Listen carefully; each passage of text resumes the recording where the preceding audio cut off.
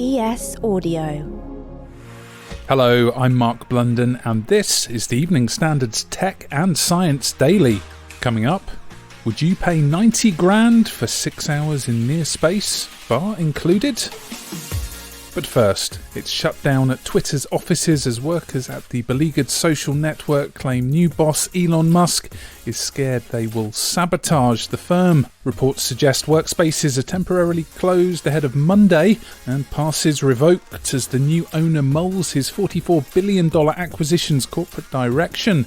So what's the platform's near future looking like? We spoke to Marcus Gilroy-Ware, a lecturer in creative digital media at SOAS, University of London. At the moment, there's an existential crisis on Twitter's hands, on Musk's hands. If they can pull back and stabilise things a bit, then they're going to have to replace some of the advertiser revenue that isn't going to be there in the short term. And for me, that means focusing on things that have, value, really thinking about what the users of Twitter have enjoyed in the past, what they've requested for the future. He also gave us his view on morale at Twitter right now. 50% of people were fired, and then of the remaining half, as many as 75% by some reports have chosen to leave as well. That's not a good sign, especially when they're closing the office because they're worried about sabotage. We also asked Marcus to give a little context on Twitter's competitor, Mastodon. So far, Mastodon has been sort of created to have a very similar set of features to Twitter, but with a kind of slightly more positive and, kind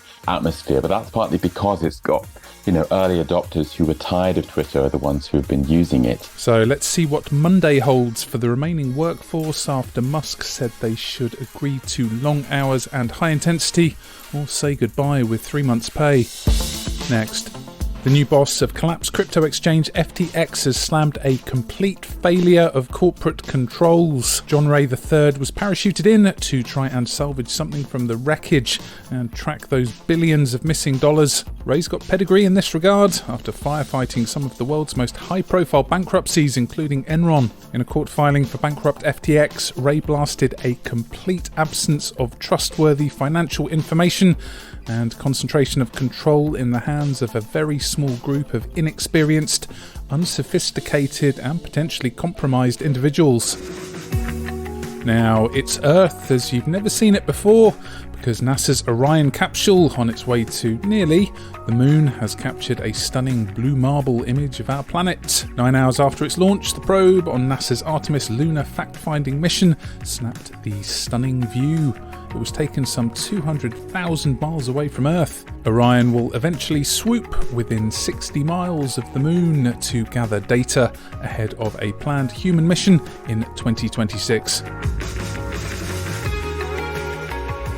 Staying with space and future tourists, To the Edge of the Cosmos could launch from giant hot air balloon type capsules floated up from spaceports anchored at sea. Florida-based firm Space Perspective has bought a nearly 300-foot-long ship to become what it describes as a marine spaceport. The idea is that tourists will be floated up into the stratosphere 19 miles up for 6 hours. 8 people at a time will drift up. And what's the cost for all this? A totally reasonable £91,000. Well, it does have Wi-Fi and a bar. Next.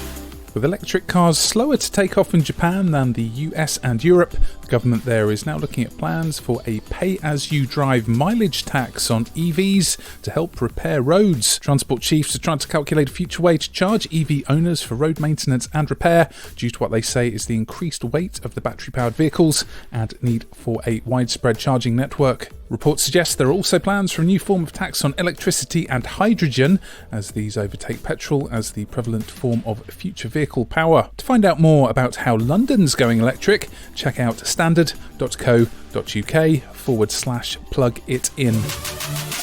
Let's go to the ads. Coming up, Teenage Mutant Mega Turtles.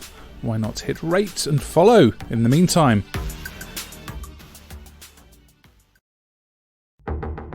Welcome back.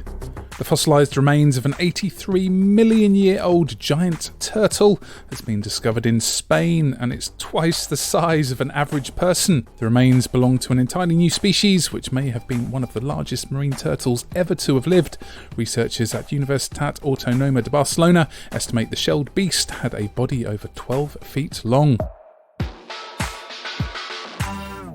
A rare bird has been spotted for the first time in 140 years. Now, the black-naped pheasant-pigeon has been seen once more by scientists happily minding its own business in the forests of Papua New Guinea. Cornell University scientists put so much effort into tracking the bird, they've likened finally finding it to discovering a unicorn. The elusive black-naped pheasant-pigeon was finally snapped by cameras set up around an island, marking its first appearance since 1882, when Queen Victoria was on the throne.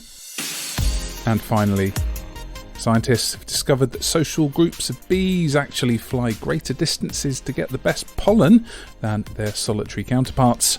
University of Bristol researchers found that social bees, which include the bumble and honey varieties, have larger foraging ranges compared to solitary bees, such as mason and miner bees. The experts say their findings, published in the journal Current Biology, could have implications for monitoring pollination, as well as conservation strategies for bees and plants. So what's the difference between the two types? Social bees are part of colonies that make honey and wax in their hives, while the solitary ones collect pollen and nectar from plants for their eggs.